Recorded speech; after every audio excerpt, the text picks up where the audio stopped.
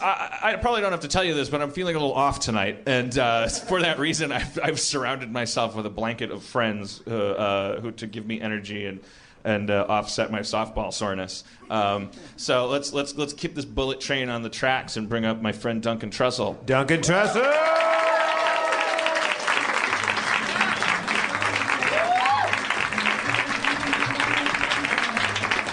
Grab any mic you like, wherever you're comfortable, buddy. Thank you. It's good to have you back. Thanks, Dan. Thank you. Good to be here. I thought we could bring you out here and keep the spirits up because I know your mom just died and.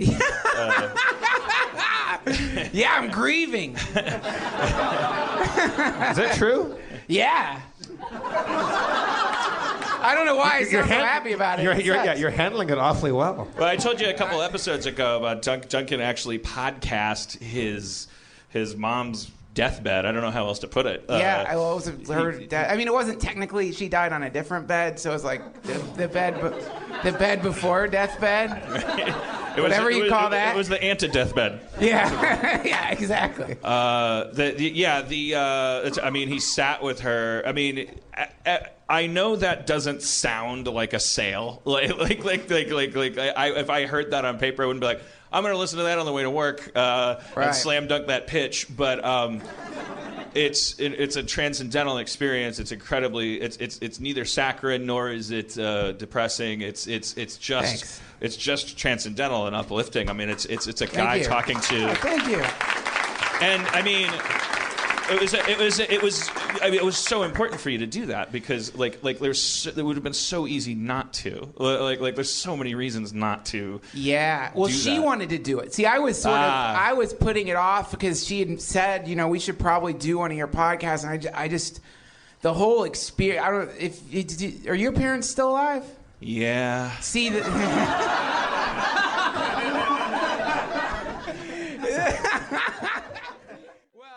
The whole experience is not what you expect when one of your parents. It's the problem with it is it's just not what you expect, and all these crazy defense mechanisms start floating up from inside of you that like denial of the experience, or basically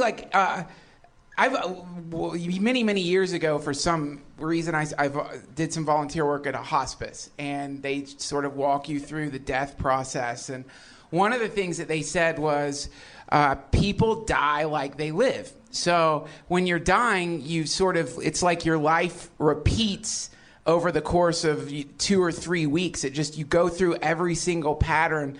You like all those patterns that you keep repeating and repeating and repeating. So I'm just gonna play Minecraft, like.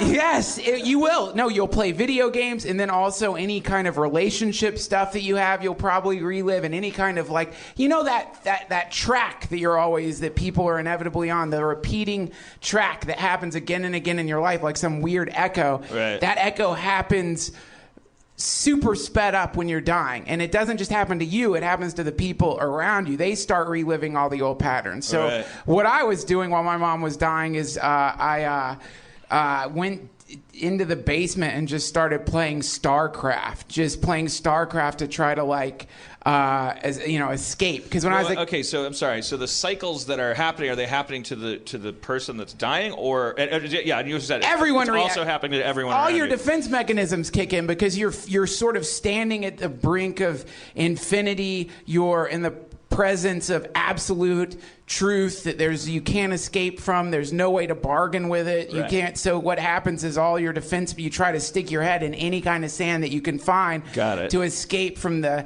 void, basically. So, but your relationship with your mom, I was surprised to hear this because I would have guessed just through natural parental math that your parents were either truck drivers or football coaches. Right, because you are this Zen guy who's into from the Bhagavad Gita to the Tao Te Ching and everything in between. There's actually only a couple things in between those two. But you are your brain is this spiritual tree branching out into everything. The roots drinking deeply from everything beneath you, and the leaves. I love you. I love you too. God, I wish I was like that.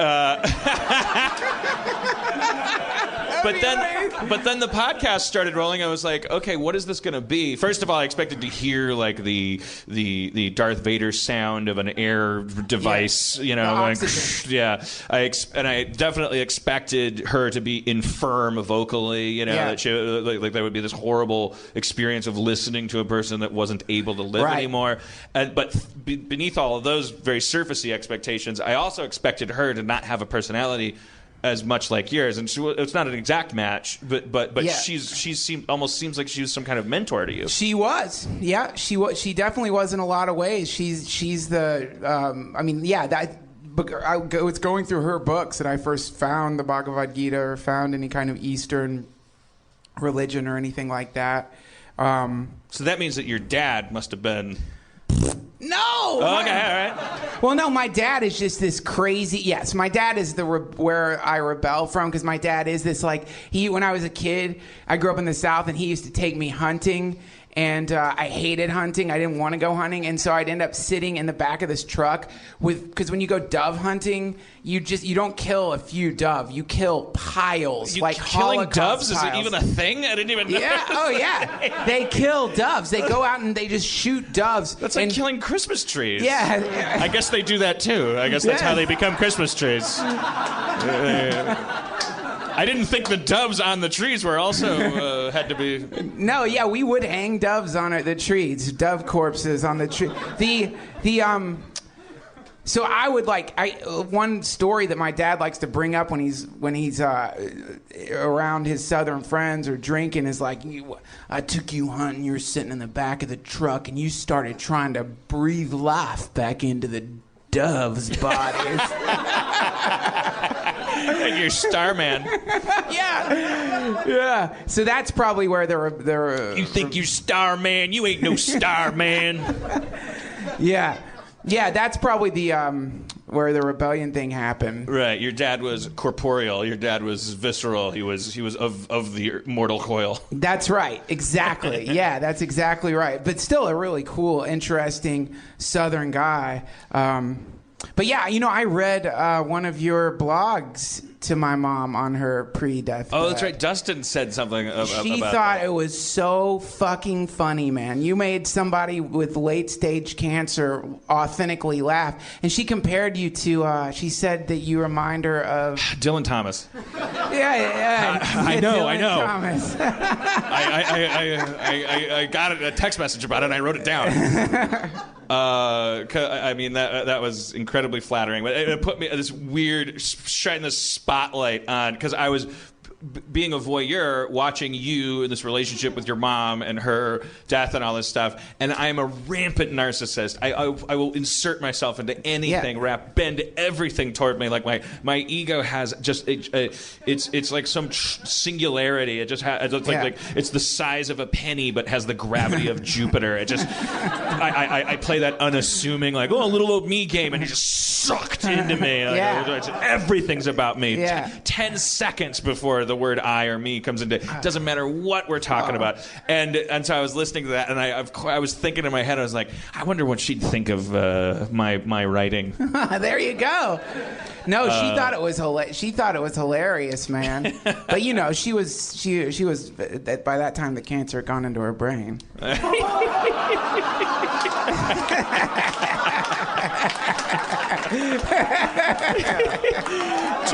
Only the taste center. So all her other faculties about her. Yeah, the grain of salt. The last thing she said is, "Man, those Ernest movies." I wish he had gone one more place. And Dan Harmon's like Dylan Thomas. But anyways, I thank you so much for having done that, because I won't I'll have an experience if I'm quote unquote lucky.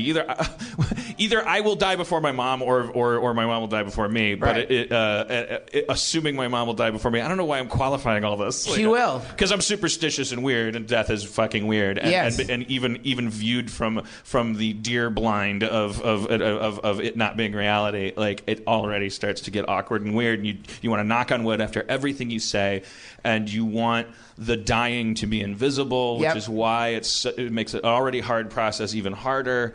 And that tunnel is what you go through when you listen to that podcast episode. You come out the other side, if only for a moment, because already I feel weird about death again. But for that period of time and all day at work that day, it was like, fuck, man, so much shit that I was afraid of, is not. It's not a thing to be afraid of. It isn't. You know why it's not a thing to be afraid of? Because you can't understand it. It's impossible to understand it. It's not anything that you expect. You can't. Being afraid is it's kind of like any reaction you have to death is like kicking sand at Godzilla. There's no reaction you can have to it because it's a singularity, and so there almost seems pointless to contemplate it too much, even though a lot of Eastern traditions say that meditation is the preparation for death, because I guess it's kind of like if you can avoid it, you don't want to relive your life in the last 2 weeks of your life. Right. If you can avoid it, you want to have this stable, steady thing and not go into all the old neurotic aspects of your life. Because it's a terrifying, now I was just saying don't be afraid of it. Now I'm saying it's fucking scary. You can't breathe. You're in pain. They put you. It's really. I haven't really. My brain is still stuttering from it, and my therapist says it's like at least. Well, that's the other thing I wanted to ask you about. Is now you went on tour right after. Right as it was happening. And now you're back, and I know you were via Dustin, who's He's a little gossip. Yeah, so, yeah. He said that you were, having trouble getting out of the house and feeling a little like. Yeah, I'm depressed. Yeah. But that's normal. Grief is depression. But I've retired. What I do is I buy robots and feed birds and just sit. Like my brain is reacting in this weird way where I bought a Roomba. I bought lights that I control with my phone and a bird feeder. So I just sit with the Roomba. You're still breathing life back into birds. Oh yeah. No, I'm not. I'm killing them. So I'm sitting on my porch. I've got. You didn't mix up the robot food with the bird food. You sit rubber on it. No, I've set up my porch for this it's a place to read. I've got wind chimes, a fountain, bird feeders, and Have you bought all that stuff recently? Yeah, it's all part of this. Really, all of that? I was just over at your place for your birthday. They sell it as a whole package at hospitals. You can buy as a wind chime, bird feeder, porch swing package you can get. I got all of that. I don't know what it is. Like everyone's telling me you're grieving, so you're going to go crazy. So let yourself go crazy, and the more you let yourself go crazy and be impulsive, the faster you'll get through it. So for me, that going crazy was, I'll buy a robot vacuum cleaner and hummingbird feeders, so I'm sitting on the porch proud of myself because all the birds finally came to the feeder and it's covered in birds, and I'm watching the birds and I feel like the god of birds. Like when you have bird feeders, you get this weird sense of like, this is because of me. I am your Lord, and I bring the food. It is because they were starving before that. Like maybe if somebody, they're starving. Maybe if somebody wronged you. All you've done is actually just change migration routes, and now they're all going to die eventually because they came out of their way. Well, no, it already happened. Like I'm sitting there, wind chimes are chiming, the fountain, it's so peaceful, and a bird just like rockets right into my fucking window, right in front of me, just whap right in front of me, and I go over to it. It's little, and I had seen it. I went to its body, and a little trickle of red was coming out of its beak. Oh God! Because it broke its neck. I'd seen that bird on the feeder earlier in the day. Wait, was it a hummingbird? No, it was a finch. Yeah, because okay. The hummingbirds don't hit the window. They seem like they would be incapable of that. The secret is you have to dress like a hawk. Sit on my porch dressed as a hawk. You have to get a this is your origin story of your new supervillain character. You have to strike fear into those you love. It's very complicated.